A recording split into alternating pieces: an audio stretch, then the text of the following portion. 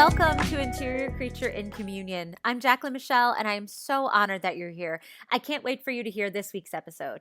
Each week, I sit in communion with a member of the Interior Creature community to talk about the work of deconditioning, of exploring every little nook and cranny of our birth charts, and the process of moving from intellectual epiphanies to actual embodiment of the highest, most compassionate frequencies of the energies in our chart. Another thing to note, everyone who I sit with in community is given a pseudonym to protect their privacy and to create a safe container that allows for vulnerability and honesty. Today, I want to share the conversation I had with Isabella, not her real name, who is a reflector. For those of you tuning in who are new to human design, reflectors are the rarest type, and the last statistic I read estimates that they comprise less than 2% of the global population. What makes them so unique is that all of their 9 centers are open and receptive, which creates this potential to be incredibly sensitive and empathic. But because they have no inner authority, their decision-making strategy is to wait a lunar cycle before embarking on any massive decision, in order to determine what course of action consistently feels good in their body over the course of those 28 days. The lunar cycle also allows for the moon to transit all of their activated gates, giving them access to temporary definition and temporary activated channels. Basically, as the moon moves through their gates, they're able to use the specific lenses that those gates provide to gain intuitive insight into their decision. Over the course of our conversation, Isabella and I will explore her big 4 placements, so her conscious sun, her conscious earth, her unconscious sun, her unconscious earth, as well as her north and south node activations. We're going to explore her relationship to time and timing through her gate 5 and gate 9 activations, and we're going to explore, my take at least, on how to interpret the lines. We're going to drop into the conversation right after I thanked Isabella for sitting down with me and asked her about her human design experiment thus far. Oh my goodness. Well, thank you so much for having me. I am excited to talk about this discovery. In some ways, it seemed like when I started looking at my chart that I was exactly the opposite of it. And I thought that was a really interesting note that was like, oh, maybe the underlying feeling that I've had, this kind of like stubborn feeling that I was actually right about everything, is well, like, right about everything for me, um is actually okay. I would say things to people like, that's great that you have goals, I just don't have goals. Or I just feel like a piece of wood in the ocean. And Just kind of bobbing and floating along. Yeah. yeah, and it's like, the piece of wood actually kind of, it stays in place because the wave action is moving like over and under it, but Yeah. it's able to make its way to the coast, or whatever this analogy is, Yeah. at its own pace. And even though I felt totally wrong at such a deep level, like in my relationships and interactions and jobs, I also felt this deep inner knowing that that I did know what was right for me, but I couldn't quite access it because it was too different. you Yeah. know It's so hard considering it's so funny. 2 things. Like when I ran my chart initially and found out I was a generator, I was like, but I feel like a reflector. Like I don't understand, like, how am I this generator? And when I actually pulled it apart and looked at my conscious personality versus my unconscious design, consciously I'm a reflector. And it was like, then all of this stuff started to make sense in terms of like why that was the thing I initially connected to. Because your analogy of like being the log on the water is like perfect. Like sometimes you do feel like, I need to retain kind of what am I as everything's moving through me and under me, and like reminding yourself like you're not the water, you're existing on it and above it. Like that can be really difficult. But the second thing I wanted to kind of point out was what I thought was so interesting as you were talking was like all the what's mine, like everything kind of kept coming back to this idea of identity. And one of the things I love to do with reflectors when I work with them is to kind of look at where the energy kind of lives in your chart. I hate it when people say like reflectors are these empty vessels and nothing is yours and everything is everyone else's. And I'm like, ew, no, like that's not been the experience of any reflector that I've met. like, I disappear when I'm alone. Yeah, exactly. It's like that quantum theory of like matter's only there when we observe it. Like, it's like, oh, your reflectors are only there when they're observed by others. That feels kind of disempowering. But what I thought was so interesting is like the majority of your gate activation. So we're looking at Isabella's chart right now. And if you kind of look, obviously as a reflector, every single center is open. But one of the things I like to look at is which center has the most gates activated. And for you, that's your self center. And of the gates activated in your self center, you have gate two activated. And gate two for you is, what is it? It's your conscious Mercury. And so that's intellect, that's communication. And gate two is my favorite gate in human design. It's all about what direction are we headed in? Like, where are we going? And then how are we getting there? And it helps us kind of like readjust our course and our path as like the waves come in we didn't expect, or up, it gets a little stormy. Like, how are we going to get to the coast, or should we change coast? Should we go to a different coast, or like drift down a river? Like, what should we be doing instead? Gate two is kind of like the sentience that puts the coordinates in the GPS, as well as the GPS itself that like reroutes us.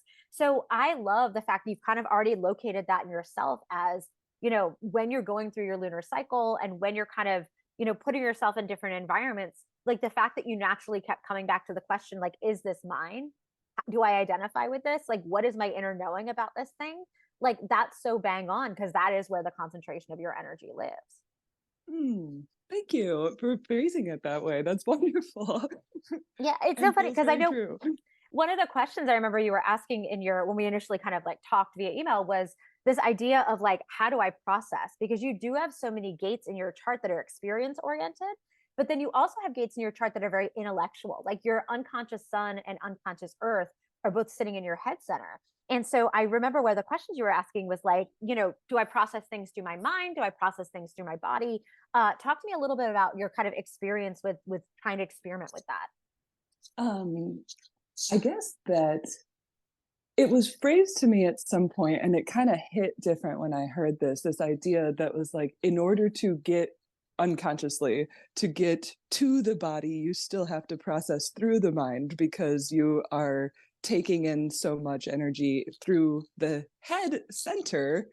Um, and I've been kind of just thinking about that and experimenting with it. But what I've really discovered is that a couple years ago, when I found myself in like a kind of chakra, what turned out to be a chakra healing container. I never would have signed up for that had I known.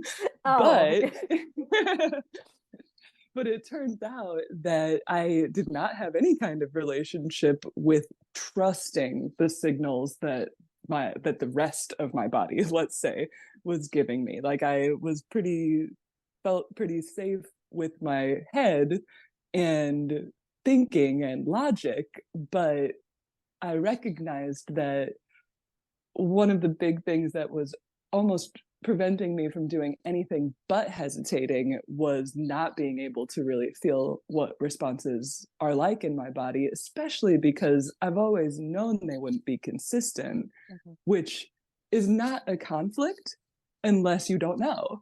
Yeah. So It's so funny so because yeah. I totally understand. Like, so much of what we're taught from the time that we like exit the womb, and that's like, again, amplified for you because you're completely open, is when you're trying to make a decision, be logical, be pragmatic.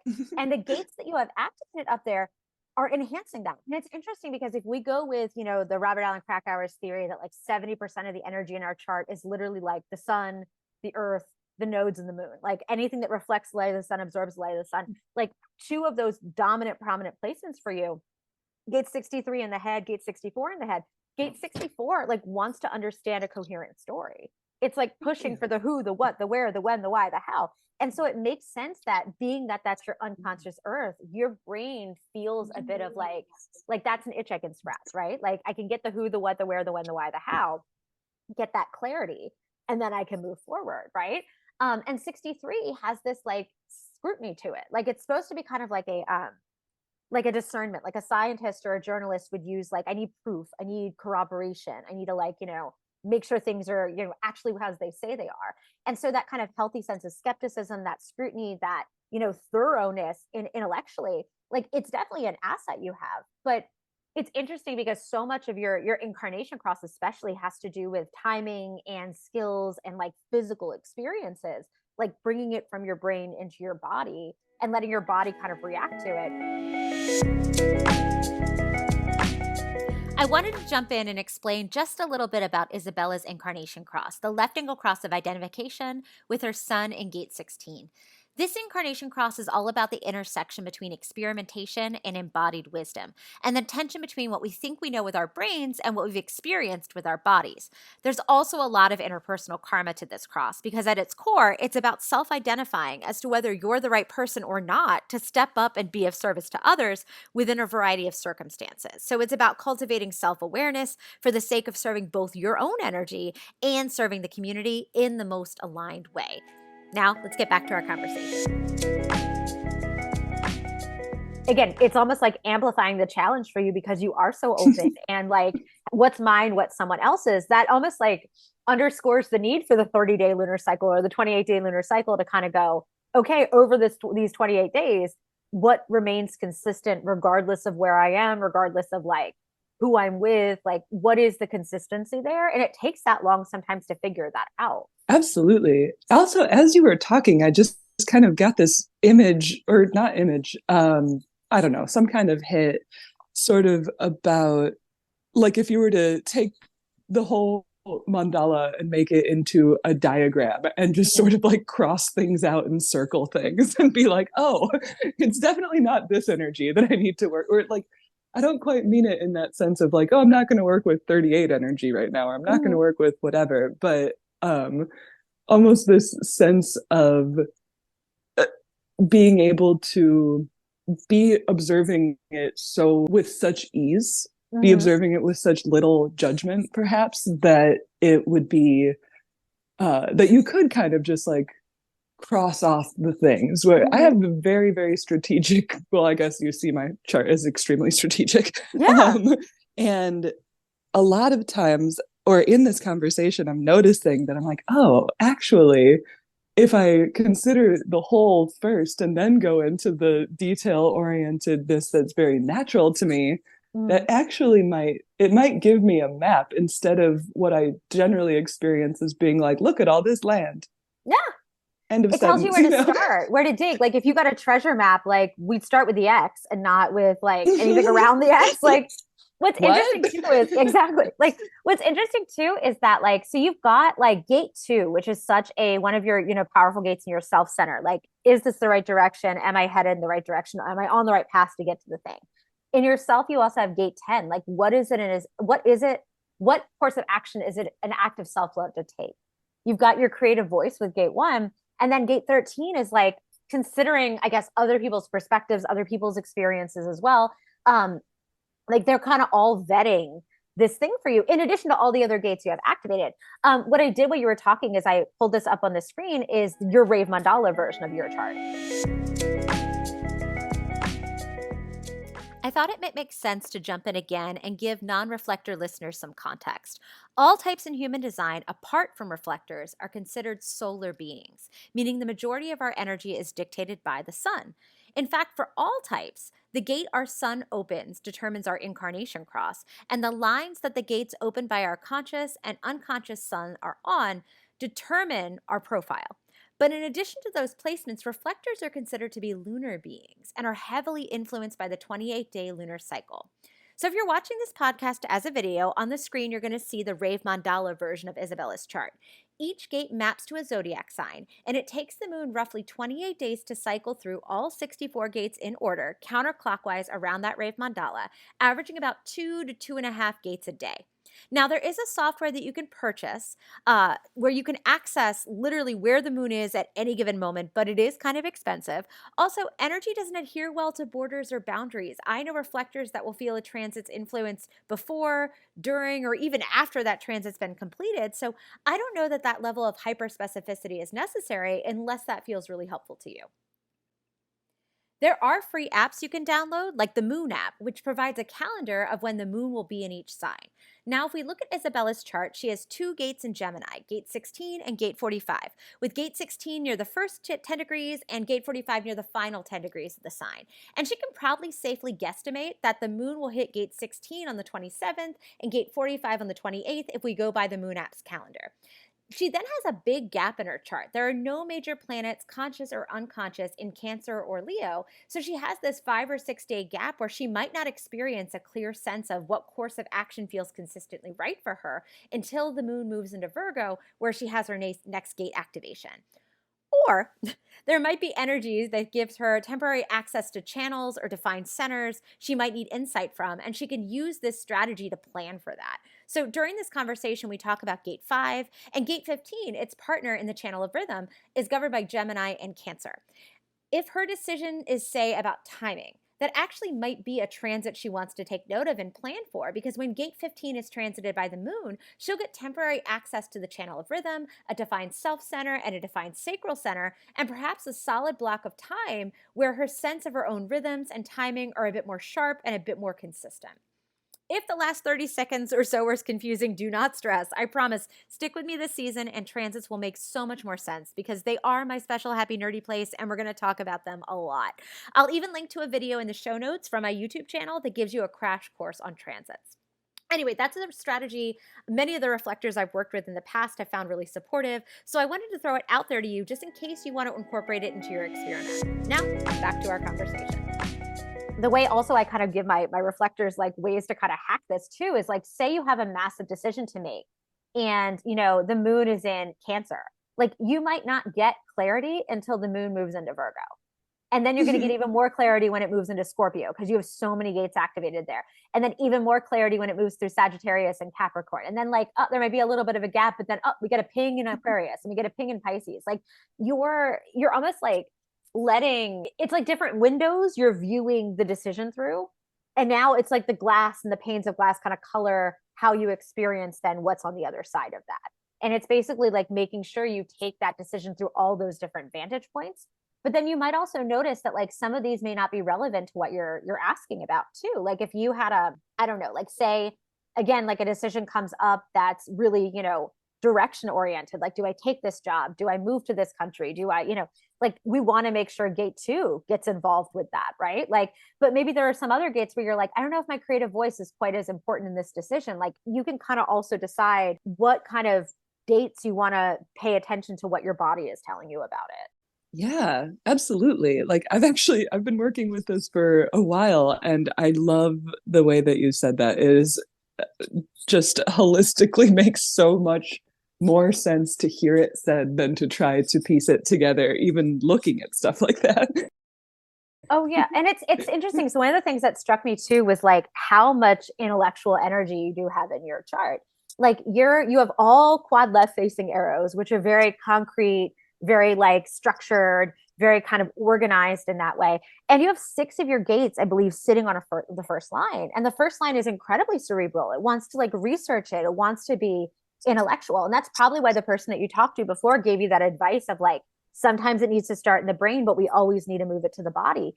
I always talk about it like we need to take our epiphanies and move them into the embodiment phase, right? Like, what am I going to Mm, do with that thing? And so I think like if you start with the brain, I don't think that's necessarily wrong as long as you're bringing it back to your body and saying, well, if the brain says this is a con or a pro, what is my body telling me about that over the course of this lunar cycle? And like what gates lens is going to give me the best vantage point to feel in my body what feels right, what feels wrong. yes, absolutely. This episode of Interior Creature in Communion is sponsored by me. Yes, I am channeling Miley Cyrus. I can buy myself flowers and I can sponsor my own podcast. So this weekend, on Saturday, March 4th, I'm teaching a workshop entitled Sun Above, Earth Below, Fire Within. Clarify your path and catalyze your purpose using the language of human design. I'm sure you're familiar with that spiritual teaching, as above, so below. But did you know there's a second sentence to that law? It goes, as within, so without. This is the universal law of correspondence, and it teaches that our outer reality is a mirror of what's happening in our inner world.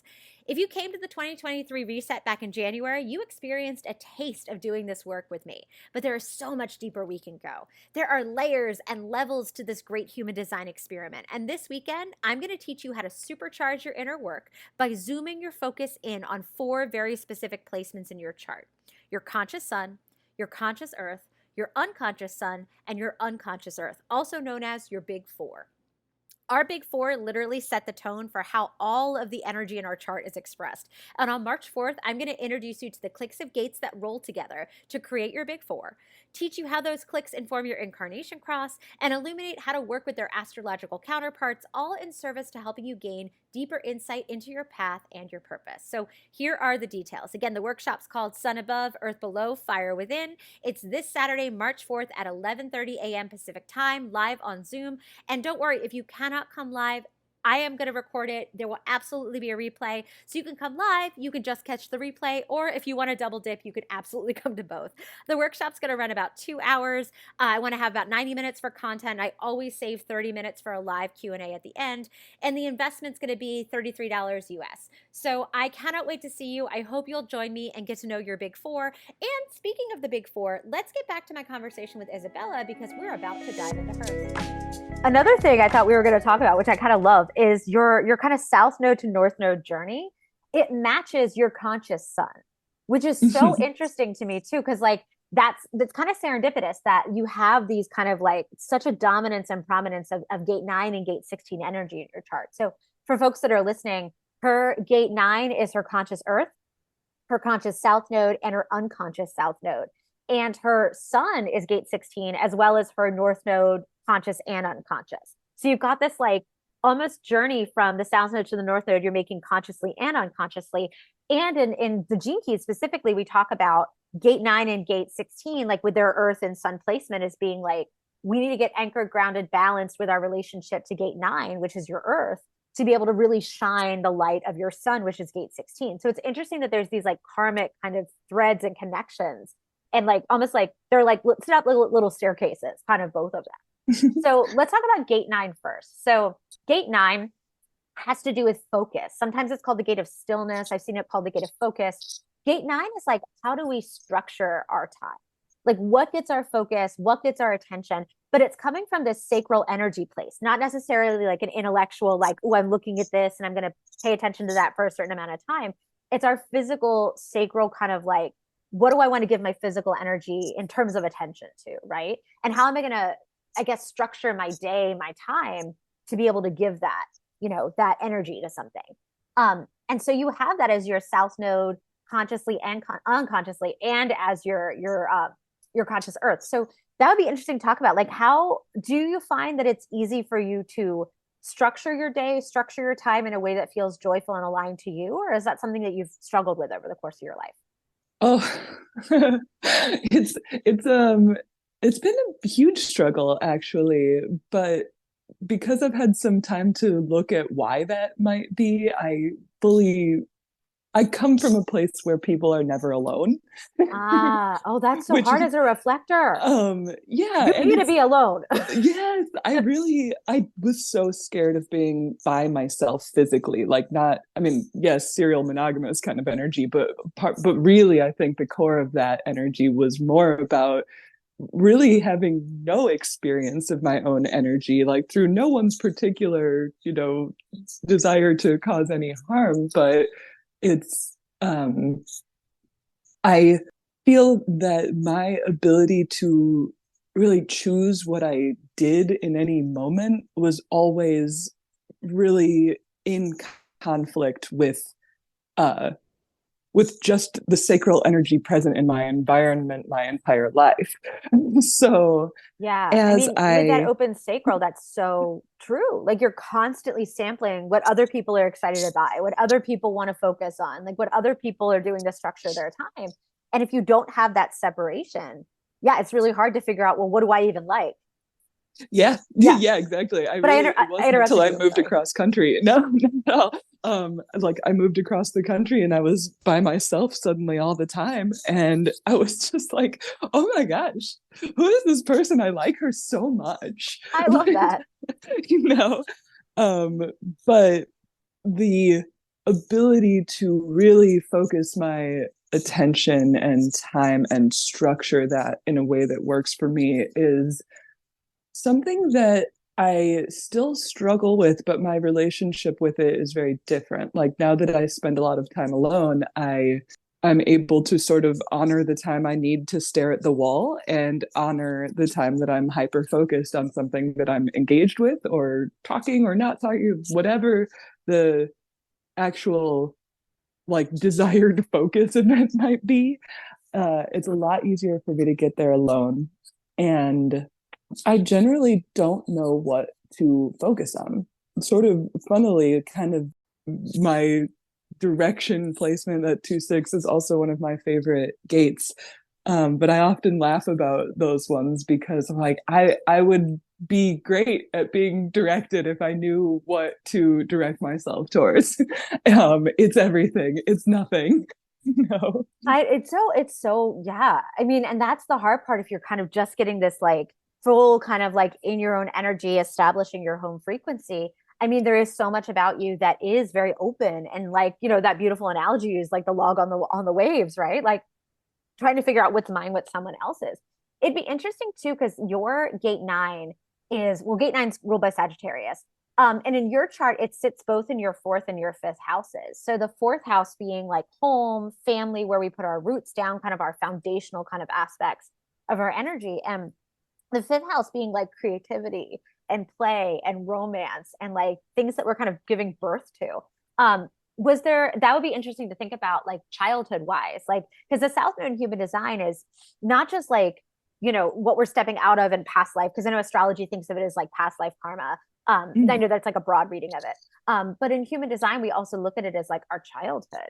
Like what was it that happened in our childhood that either was like expansive and we were given a really great model for how to structure time, and like maybe we were given also flexibility in terms of how we structure time. Yeah, most of us, it was like we went to a school where we were told what we needed to do at what moment we needed to do it for the entire day, and then we went home and we were also on someone else's timetable. Like it might be interesting to kind of look at how that might have influenced like Oh how my you gosh. structure creative play, how you structure your home life. Like talk to me a little bit about that. Well, that's hilarious. Um, of course, which is like my theme word for the last couple of years now. Of course. I actually grew up with, I would say, 6 different households that might have been in my, somewhere my bed existed in a lot of places. Like my parents divorced really when I was really, really young, which was great. I'm so happy that they did that then. And I was surrounded by grandparents and aunts who were really excited to spend time with me. And also, my parents surely wanted to have their own lives. So, the way that my probably like 3 to 15, I didn't necessarily know where I was going to sleep. So, I have a Oh, major deficit in planning, especially things that are like longer term, larger projects that would require me to be in play, like, literally, sewing a fabric, something that yeah. requires same place, same energy is super hard for me. Um, and understanding why that is, like I've figured out at some point that it's like, oh, that's not good for a kid. Like it wasn't a lack of love trauma, it was a lack of any structure whatsoever. And now that I am almost 40 and able to sort of look at that from a perspective of a person who's my parents' age at the time, that was a garbled sentence. No, I get um it. It's hard because like there wasn't if there wasn't someone modeling for you like this is what a consistent structure looks like and feels like, it was hard for you to even establish like, well, what feels good, what doesn't, because again you're constantly like you weren't, the waves weren't passing over and under you at that point, you were like carried along the current and like you didn't really have right. a choice as to like where you were ending up. It was more just like this is where the log goes, great, now I just have to be there. And so Yeah. that lack of structure may also be something that your body is trying to kind of experiment with now a little bit, like what feels safe, what feels consistent, where do I put roots down, especially with that Sagittarius placement in your fourth house of home and family and foundations. Like what are those things that feel good enough to me that I want to anchor down into them and like feels good consistently over the course of many lunar cycles. Like what are those things that feel consistent, and does consistent even feel safe? Mm-hmm. Yeah, does consistent feel safe? That's a very good question. And it's funny, without ever hearing it and knowing immediately that I'm like, oh, that's something I'm going to work with a lot this month. Thank you.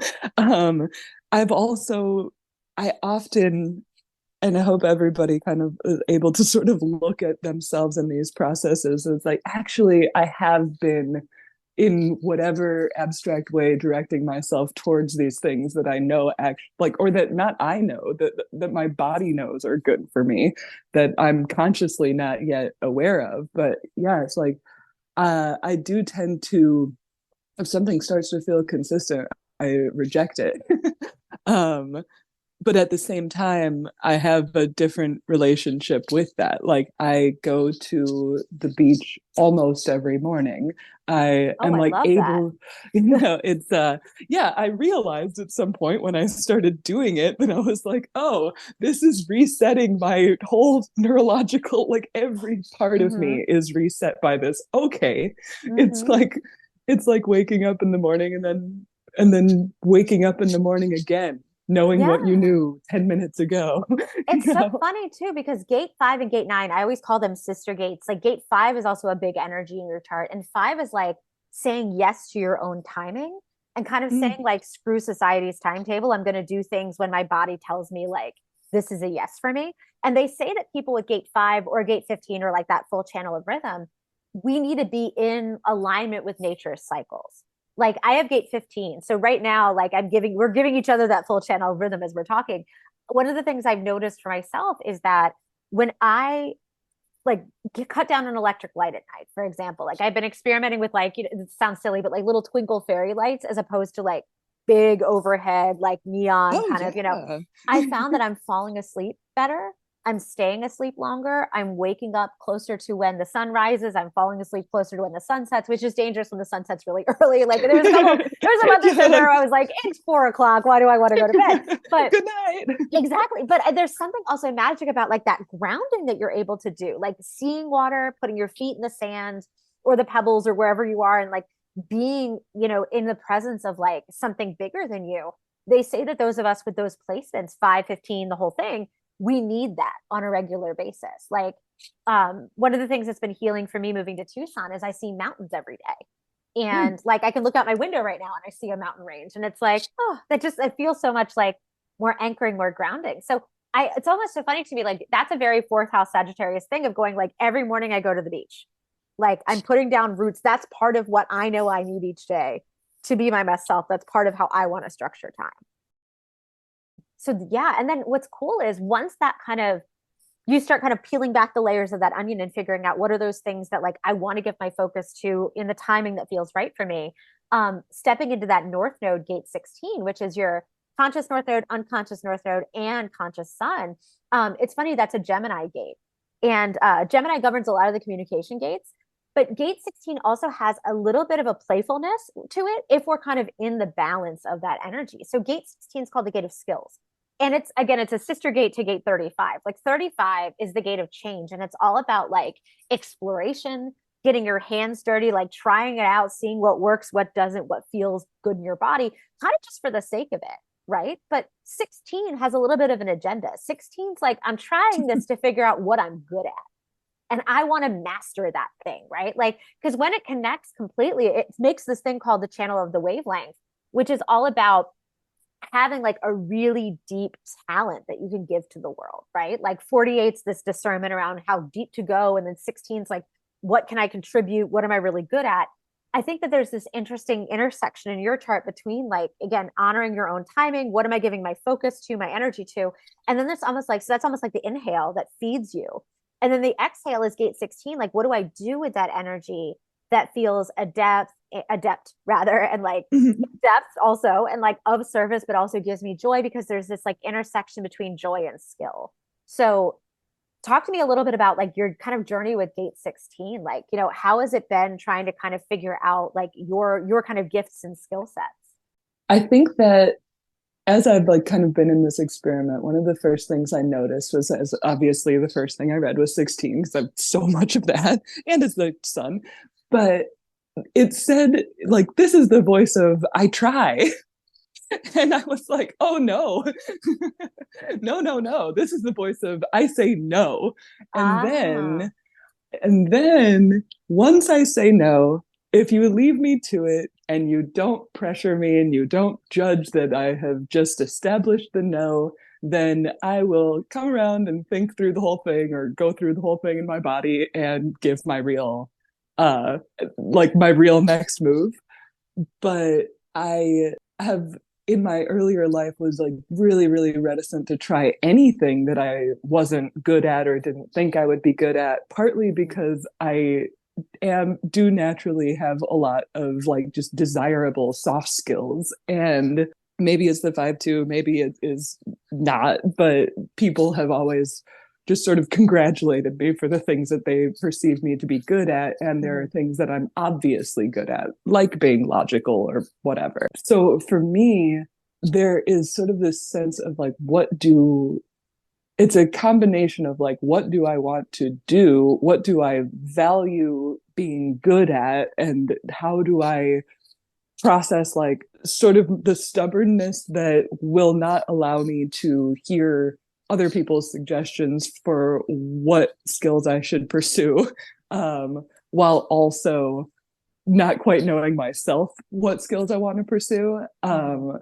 And it's been really interesting for the last couple of years that I have really just in letting go of perfectionism and really learning what like surrender and detachment, like a lot of these Buddhist concepts that I was exposed to as a little kid and then not for many years, like combining that openness to experimentation and just being open to failing at things. Like these are new concepts to me, and I think that's sort of what I meant at the beginning when I was saying that I was the Mhm. opposite of myself.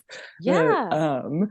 I still think that I really, really am starting to recognize that for me, mastery sort of comes by accident. I'm very rarely conscious of things that I'm learning while I'm learning them. And Mhm. that feels very right to me. Mhm. Um, or like it just feels good in my body to sort of be in this situation where like last week I listened to an audiobook Mhm. and I was really resistant to the book.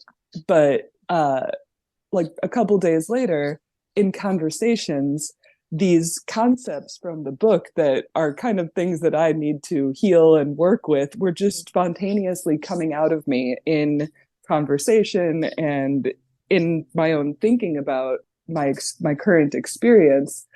It was as if my self processed this information independent of my consciousness and Mhm. was able to be like use this Mhm. energy for this. And so Yeah. It's I so kind of interesting. recognize that's kind of how it works for me, that I can't always know Yeah. what it is that I'm doing while I'm doing it or It's forever. it's so hard because like so you're technically a 5-2, right? But you only have three gates on a second line. And so there are things, and it's interesting because two of those gates are sitting in the intellect, right? They're sitting in gate 63, 64, which is all about like things just naturally make sense or they don't, or I have a natural sense of skepticism with things, right? And the brain, it's kind of in the background integrating what works, what doesn't. And again, like you said, it's not always a conscious process. But what's so interesting too is that your gate 16 is sitting in your 10th house of legacy. And that might be part of why there is this reticence, like you were identifying, around trying new things in public. Because you're like, if I fail and I fail in public, is that how I'm going to be remembered? It's almost like that's kind of like a subconscious, which like it's funny because sometimes there are things we want to try out in private. And then there's some things where like the stakes are so low that like I always use bowling as an example of gate 16. Like you can tell gate 16 is out of balance if you won't go bowling with friends because you're quote unquote bad Oh my god. because everyone's bad at bowling. Like no one is like there's very few people that are good at bowling, right? And they get a special little tournament on ESPN once a year. But like the rest of us, we go because it's community. It's like a fun excuse to get around, get hang out with friends, like just like goof off, right? But I've met people with Gate 16 who are like, I'm so bad at it, I'm not gonna go.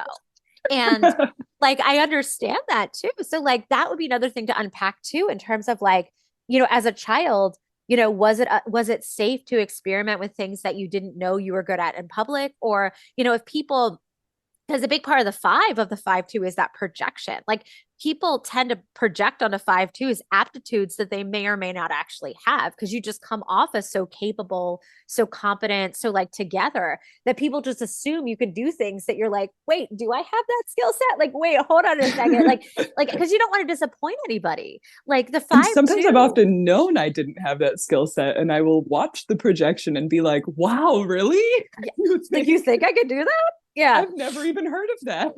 And it's so funny. So, like, a big part of being a 5 is also kind of like managing expectations, like lovingly saying to people, like, oh my God, I'm so honored that you think that that's something I can do. I've actually never done that before. Or that's actually not something I feel like I'm very good at. But the 5 part of you also wants to be of assistance. And so it's always kind of interesting. Like, how do I scratch that itch of like helping without actually betraying what I know I can and can't do? So, like, can I support them by like, referring them to someone else or helping them research a solution? It's interesting because the 2 part though is like if it's not a natural aptitude of mine, it doesn't really feel good to offer to be of service in that way. Um, I think it's just your 10th house, like taking that very seriously, that legacy, like that. It's almost like do no harm, right? And it's Yeah. interesting too, because it's sitting on your first line, and the first line values like certification, accreditation, like the gold star from someone else that says, like, yes, you know how to do this thing. That might be another interesting thing to unpack, like your relationship to like trusting your natural aptitudes versus it's the open throat right there. Versus like trusting like what you've been taught, I guess, like if that makes sense. Yeah, definitely. And I feel like so many of the things you're saying just hit so beautifully because I recognize that you're absolutely right. Like that's yes, definitely. It's just funny because it's like I learn very easily. Like it's not Mm-hmm. it's Oh kind of yeah. ironic to me how the reticence, the rejection, the then coming back around and being like, oh, actually, I just changed my throat about that kind of energy. I don't know. I feel more peaceful in this conversation with this sense of Cool. balance between things that I know because I learned them and things that I know for no reason and things that I may not know. This episode of Interior Creature in Communion is sponsored by, well, no one yet. We are a baby podcast. It's our first episode, but I would love to welcome on board anybody who's interested in sponsoring, who maybe is a small business owner in the spiritual or wellness space. I would love to be able to share the genius that is you and your brand and your offerings with the amazing Interior Creature community. So if you're interested, email me at interiorcreature@gmail.com to learn how to sponsor an upcoming episode. Now, back to the podcast. Gemini allows it to all be you. That's what I love Mhm. about Gemini stewarding this placement. Because like we always think about the duality, like Gemini is the twins, but I always think of Gemini as like being like almost like a multifaceted jewel that has like so many different faces and so many different prisms that like all of it can be you. And I think there's part of you that's like, there's going to be this playful side that's like, okay, let's experiment with it. Let's try this, see what works, see what doesn't. Maybe it wants to do that in private and kind of figure it out. Maybe sometimes it wants to do it in public. And it's interesting too, because your sun in Gemini is in your 11th house, which is friends, like humanitarianism, technology, our hopes and wishes for the future. So it might be certain places where you're meant to shine your light because it's that dominant sun placement. It's like once you've done the experimentation, whether it's private or public, figured out what that skill set is, it's like then you want to use that to help other people in a way that truly feels of service.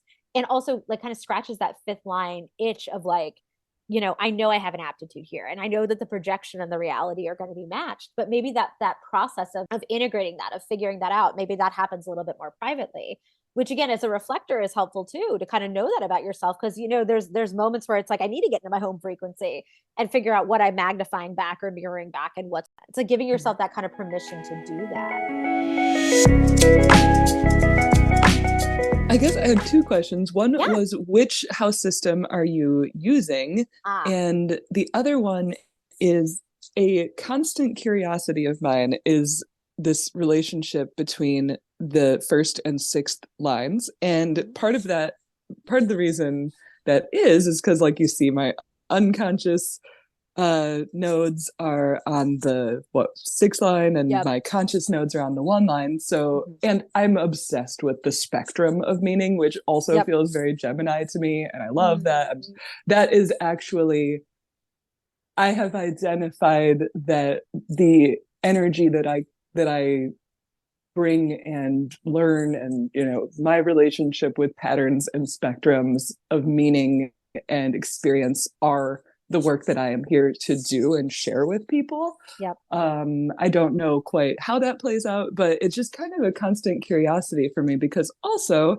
I have the 1-1 and also the 2-6. Yeah. And I have kind of looked at those lines in the I Ching, Yeah. and again, one of the processes of understanding a pattern and a spectrum is letting go of the judgment around what the perhaps the wording of the thing, and saying like, oh, line one is like hidden dragon, do not act. Ooh, So if I'm yeah. just like reading that straight, I'm like, oh, okay, well, I don't use your creative energy, like it doesn't mean Yeah. that. No. Of It's course. it's so interesting. The way I look at the lines is because you're right. Like some people are very kind of traditionalist and purist and like look at the lines almost like rungs on a ladder. And like one being at the bottom of the ladder because it's the foundation, and like we're trying to ascend up to the top rung of the ladder, which is line 6. I don't see it that way. I think each line gives us a different vantage point to understand the gate. I almost like the parable of the blind man and the elephant, like thinking about each one of the lines being one of the people that's blindfolded that's trying to touch the elephant and figure out what it is. It's like somebody who's got first line energy is touching the trunk and they're like, it's a snake. And someone with second line energy is touching the leg and they're like, it's a tree trunk. And it's like, no, we need to see all of the different, we need like all the metaphorical blind men and women to come together and like discuss what they've experienced and integrate it together to understand we were all touching an elephant. Or else you're just not going to get the full picture. So I can see it. I actually really like it when people have kind of an even distribution of gates in their chart. Like yours are actually pretty evenly distributed. You've got 6 of your gates in a first line, 3 in a second, 4 on the third, 5 on the fourth, 3 on the fifth, 5 on the sixth. So like they're nice, kind of like there's at least 3 gates on every single line. So you have this diversity of perspectives through which you're learning the gate's energy. And even with gate 16, it's on a first line, it's on a sixth line, in places like you've got different vantage points and a fifth line. So like you've got 3 of the 6, like, perspectives to look at that energy through. I almost feel like that's the way I kind of view it. I don't like looking Mhm. at it as like an absolutist or um in fact, actually I had a client once that was in a Facebook group, and somebody was asking for, an interpretation of a gate that they had, and someone in the comments had shared, and another commenter popped in and was like, well, what line is that gate on your chart? And she's like, oh, it's on line 2. And she's like, well, mine's on line 5. So I know more about it than you do. And then she started proceeding to answer it. I'm like, ew, no, it's not hierarchical. That's such line five energy. I know, it's like, I'm gonna fix it. You sit down. Like you don't know what you're talking about. But like it's all different vibrations of the same. Like it's a different vantage point. So to kind of answer that question, like I almost think it's beautiful that you have so many different perspectives. Um, in fact, when I notice people's charts, sometimes they won't have any lines on a specific gate. It's like, that's interesting. Let's see maybe where that's being made up for in your chart, like in terms of what gates are being activated, or maybe people you're calling into your life are here to teach you, from that Mm. perspective. So it's always Oh interesting yeah. to kind of like see that. Um, and what was the other thing? I think also your cross of identification is so interesting too, because I love what you were kind of mentioning before. Like so much of what you're here to do in this world is kind of this dance between intellect and embodiment. Like this, because cross of identification is about kind of running all of your big decisions past like, does this feel like me? Is it an integrity? And like, where do I offer service? Because the fifth line energy, like the fifth line wants to solve, it wants to fix, it wants to be of service in some way. Like I need to really make sure that this is something I can help someone with. I have that skill set. I can bring that to resolution, or I can be really, helpful in that way, or not. And maybe the best thing I can do is step out of the way. But it's like being able to self-identify in that way. It's almost like when you build a video game character and you choose its like characteristics. It's almost like your higher self was like, I'm going to give her this cross of identification, which seems pretty straightforward, but she's going to be a reflector. And so it's gonna be really hard to figure out what's hers and what someone else's. And like, so I think for you, a lot of it too is like almost combating, not combating, but just knowing what is outside of you and what is yours, and giving yourself that ability to come back to your home frequency and really like check in with yourself before, you know, you're either, I don't know, compromising yourself or your integrity or something like that. Yeah. Yeah, absolutely. That's very true. Very real. An ongoing thing. And it's funny, like on that, one thing I've been noticing is that a lot of times I am like very kind of aware of like how to not make the same mistake over and over, but I sometimes notice myself not intentionally, but almost intentionally doing it where I'm like, let me just engage the curiosity that will allow me to have even more perspective on this, knowing that it's not for me, like, or knowing that Yeah. I think it's something that I've been unconsciously doing to sort of reframe my experience in terms of like, how do I balance these apparently conflicting things I know about myself? Or even Yeah. like, how do I balance the apparent conflict of capitalism and myself? I you know? know. Um, It's and interesting. You've got you have a lot of third and sixth line energy. And given you and I are about the same age, like we're kind of on 40's doorstep, like mhm. all of our sixth line energy was in the third line for the first 30 years of our life. Like, and so even though we're not technically like we don't have a six in our profile, that's kind of the way that six line energy behaves, is it takes the first 30 years to really like throw it all against the wall and see what sticks. Like it has to kind of be this like trial and error energy. So like right now, all of those five gates of yours that are sitting on the sixth line are starting that epiphany to embodiment process of like integrating and like trying to figure out like what do I actually know to be true and where do I need to do more experimentation. And so that might be kind Oh of my gosh, literally yeah. like naturally energetically what's happening as those five gates kind of migrate back up to the sixth line. Amazing. And it's funny. I know you've got a thing in a few minutes, so Oh, I'll you're good. keep it quick. But so one thing that I often look at, and that your six line observation strikes me because I was recently learning about life cycle charts and Saturn return charts and whatever, and like going really deep in the pro genetic matrix. I'm like, oh, it must be a line one day. But Yep. but I was looking at my Chiron return and I was talking to a friend. So my Chiron is, I think, 20 consciously and 8 unconscious. And Ooh. then that would make me a self-projected projector with the 1-8 and the 10-20. Yep. And then that will be for the rest of my life conditioning that I can work with. Yeah. And I just laughed so hard because at the same time, like the algorithm of all, the whole internet is showing me like Wendell Berry or like, look at all these old people who decided to commit to themselves and become poets and physicists and all Yeah. these things.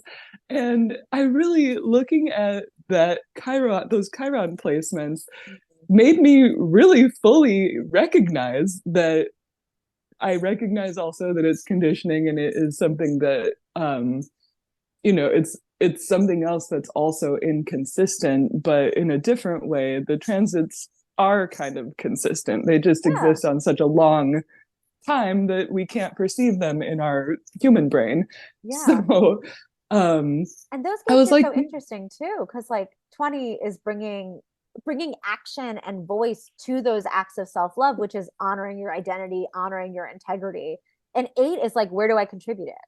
Like, where do I contribute that creative voice? So it's like it's a perfect. map. No, it's beautiful, but it's perfect because it's like now that you've done all the experimentation and like really like, and that is Chiron is literally our Chiron return is when we step off the roof. Like anybody who's got a lot of six line energy, that's when we're literally supposed to have been done the integration process. And like now we're magnetizing the right people, right things to us if we've done it the right way. Right. So Yep. I love that. Oh, I think that's so interesting. Chiron's a rabbit hole I need to dive down further. Oh my God, I'm I love super that. down anytime to Oh, brainstorm. totally. We should do that. We should totally we should make a Chiron return date. I have to, mine's in like 10 years. So, Yes. you know, or Oh ish, my I God, guess I'll have to let's meet look. up. We should totally do that. Just have like a whole, let's figure out Chiron. But last thing, oh, you asked about what house system I use. I think it's Placidius. Okay, Um, cool. yeah, I think that's the one. It's because that's just like the normal. the software I use to kind of quickly generate, where is everybody's thing. Um, Yeah.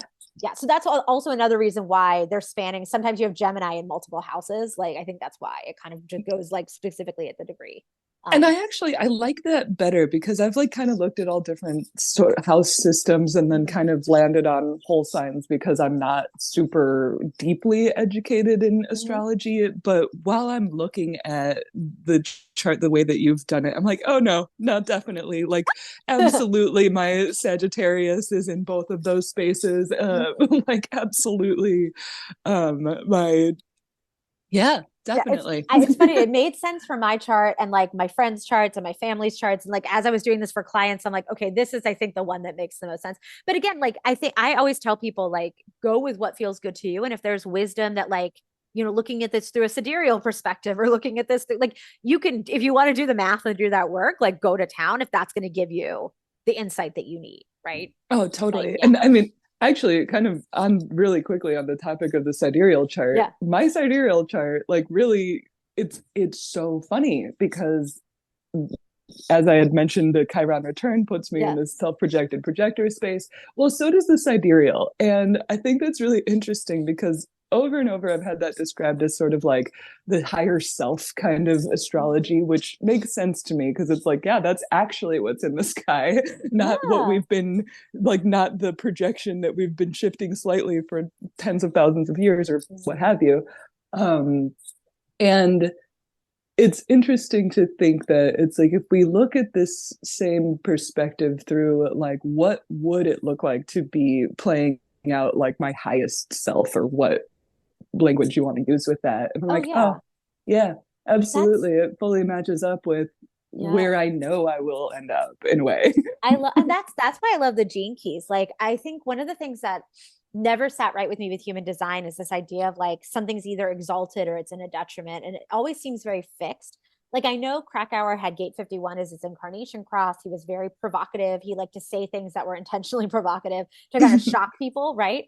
But sometimes the way it's transmitted makes it sound like things are very fixed, right? And I understand there are people who are Yeah, very purist in their interpretation, and that to them feels right and like totally go down that rabbit hole. But for me, it never did. And so when I discovered the gene keys and like even Richard Rudd's like explanation of that spectrum of energy of like this yes, idea of being in the fear frequency, I call it the fear, the shadow frequency, I call it the fear frequency, um, being in the gift or being in the city, this compassion or this like divine love energy. Like that always felt to me to be more of like, well, that's something I can work with. That actually takes the yes, active contemplation of the I Ching and brings it into this like you have agency and you get to kind of like choose how you handle this energy or like you can bring awareness to patterns that maybe wasn't there before. It just felt like there was more agency in like because in human design it's like when we get to the strategy the authority we're like great okay I can do something with that and then the rest of the chart is almost like fixed and it's I don't know that never has sat right with me so yeah, and like the way that Ross speaks is very cavalier. So yes I think that that is a part of it. Like listening to Richard Rudd and listening to like Gene Keys content, it really, I think that I love listening to both yes together yeah because Ra almost feels to me like the way the world feels. yeah And the Gene Keys talks feel more like the potential that I know is always present. yeah So learning to work with, and then I totally would see how a lot of people would then feel this impulse to be like, okay, well, let me go to the Gene Keys. Like, no, no, yeah no. It's back to the spectrum though, yeah because we need the fear in order to reach the yep next level. We need to be in these frequencies. Like if for a long time I didn't listen to Ra ever, yeah and I was like, oh, I don't like the sound of his voice. That's enough for me. that And too yes you know, yeah he just but I always then got a splenic ick like I don't know why I just yeah, every time I watch my spleen is just kind of like oh no like my body kind right. of but you're right like I think like it's like what Debbie Ford talks about in her book the dark side of the light chasers like we are our darkest parts and our lightest parts like all of it is valid and all of it is us and we can't we have to go through the 3D to get to the 5D. I mean, to quote one of my clients yesterday was talking a lot about this idea of like this third dimension versus like this aspirational higher self.